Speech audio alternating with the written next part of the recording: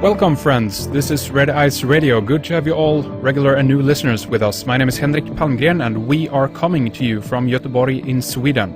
It's good to have you all with us. I hope that you're comfortable wherever you are in the world and ready for another radio program. Our website is redeyescreations.com. That's the place to go to hear, see, and read more about what we do. Check out our busy news section on a myriad of topics, important and interesting news from around the world and beyond. If you like our radio program, check through our radio archive. We have a year of programs up there for you to download for free. If you want to have more and want to get access to the second hour of our interviews and our entire archive, going back to 2006, sign up for membership with us and get full access also to our video interviews, webcasts, and films. And today on the program, we have our friend Michael Tsarion back with us. He is behind the Origins and Oracles DVD series. He's the author of Atlantis, Alien Visitation and Genetic Manipulation, Irish Origins of Civilization, and Astrotheology and Sidereal Mythology. His website is michaeltsarion.com. And we are working with Michael on the Architects of Control DVD series as well.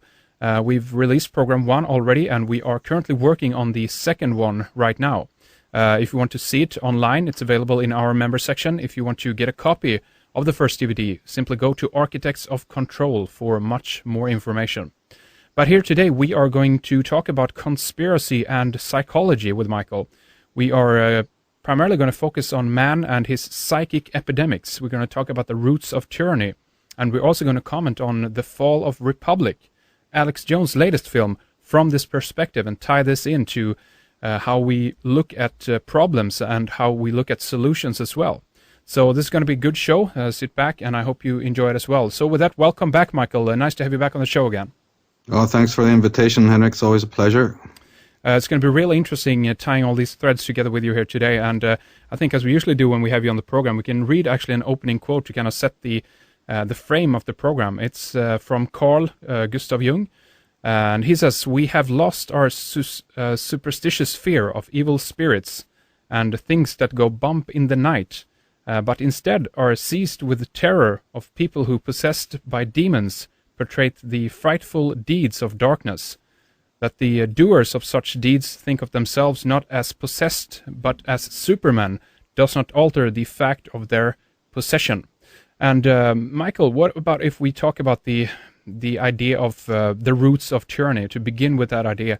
And maybe you can explain a little bit for us in a nutshell what you consider to be the roots of tyranny, Michael.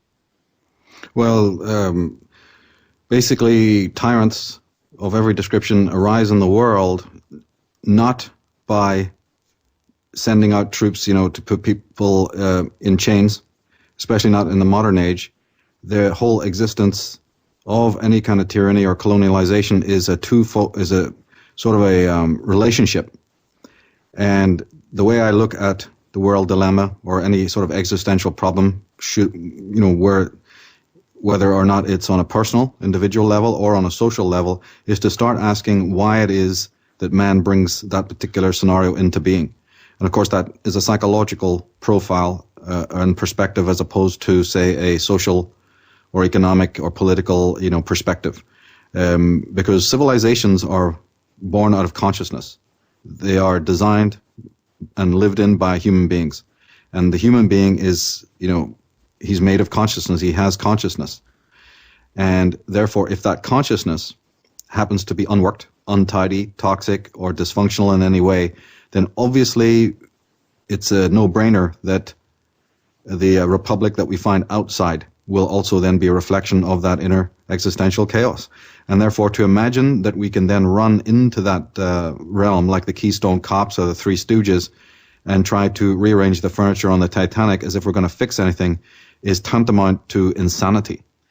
And we find ourselves in the state we're in today with tyranny ruling the world just as much as ever because man has not been looking at who he is. He's not been addressing the inner republic.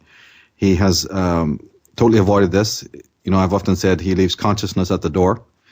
And this is, I found in my work through the last, so many years or whatever, that this is even being done in the so-called truth movement or inside what's called the alternative research community. They're doing it as well. And therefore, that's why the solutions are even still wanting within the so-called conspiracy movement, because I'm a fan of conspiracy movement. I'm a fan of what's happening. I often talk about the Age of Awakening, and I'm very optimistic about the way people are now being turned on heavily to politics and some of the deeper dilemmas that are going on. They're looking for answers, and they're going to find these answers. But I'm dismayed to find that, again, even within the conspiracy movement, consciousness is being left at the door. And we can argue that's because 95% of the authors and researchers are Christian or whatever, or it's just a human trait in which, questions of psychology tend to be considered unimportant or even taboo. Yeah. I mean, I get a lot of backlashing in my work where people, call me dark and sinister and even pessimistic simply, and I mean simply because I deal with things from a psychological perspective. There seems to be some sort of, blinders on when it comes to really looking at life in a psychological way. So do you think that's true because of what Jung, for instance, talked about in form of escapism, that we do absolutely anything to avoid facing ourselves, basically? Do you think that's right. That's the truth then? Yes, I believe that 100%. He spoke about that man will basically do anything, no matter how absurd, rather than face his soul. And it's one of the most profound statements ever made.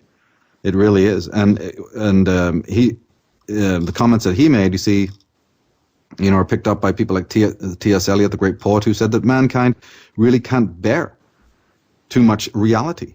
We've talked on other shows, you and I, about man and his ideas of reality. Right? Yeah. That man has this sort of idea of reality, but it's not something that necessarily corresponds with reality as it really is. I mean, even in the Bible, in the book of Mark, there's a quote that says, "It is from within, out of the mind of man, that all evil emerges." So it's not just the Jungs and the Freuds. It's an age-old situation. And there's an old statement that where there is no vision, the people perish. And I think that vision means a psychological understanding of life.